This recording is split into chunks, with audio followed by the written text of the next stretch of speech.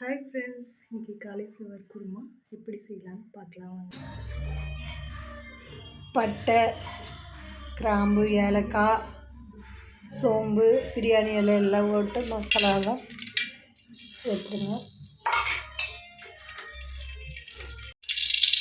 மசாலா சேர்த்தப்பறம் வெங்காயம் ஆட் பண்ணிக்கலாம்.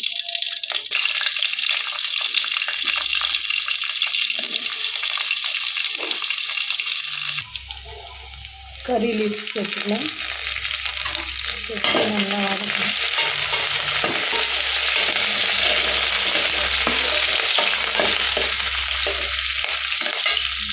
நல்லா ஃப்ரை ஆகிட்டோம். வெங்காயம் வதக்கிட்டு தக்காளி சேர்த்துக்கலாம். நல்லா தக்காளியும் நல்லா வதக்கணும். தக்காளி வதங்கிறதுக்கு நம்ம உப்பு ஆட் பண்ணிக்கலாம்.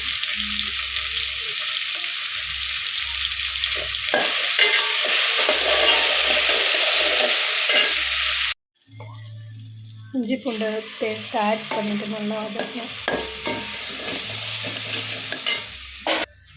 குருமாவுக்கு மசாலா அரைக்க போகிறோம். அதுக்கு தேங்காய், உடச்ச கடலை, சோம்பு, பட்டை, கசகசா அதெல்லாம் சேர்த்து நல்லா அரைச்சி எடுத்துக்கலாம்.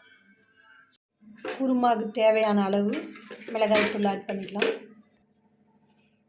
ஒரு ஸ்பூன் ஆட் பண்ணுறேன்.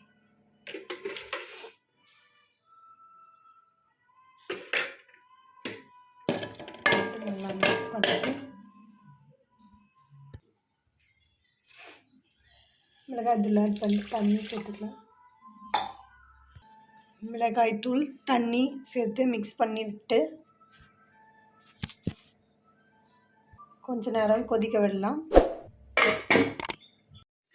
கொதி வந்துச்சு. இப்போது வேக வச்ச பைத்தம்பருப்பு, காலிஃப்ளவர், உருளைக்கிழங்கு இதில் சேர்த்துக்கலாம். சேர்த்துட்டு நல்லா மிக்ஸ் பண்ணிக்கோங்க. இப்போ அரைச்சி வச்ச மசாலாவை இதில் ஆட் பண்ணிக்கலாம். ஆட் பண்ணிவிட்டு நல்லா மிக்ஸ் பண்ணிக்கலாம். நல்லா இது கொதி வரணும். அதுக்கு வெயிட் பண்ணலாம்.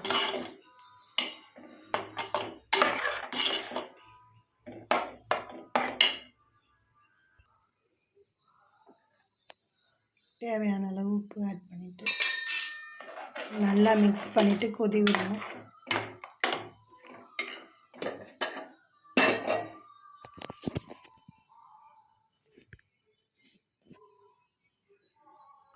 நம்ம சுவையான காலிஃப்ளவர் உருளைக்கிழங்கு குருமா ரெடி. கொத்தமல்லி ஆட் பண்ணிக்கலாம்.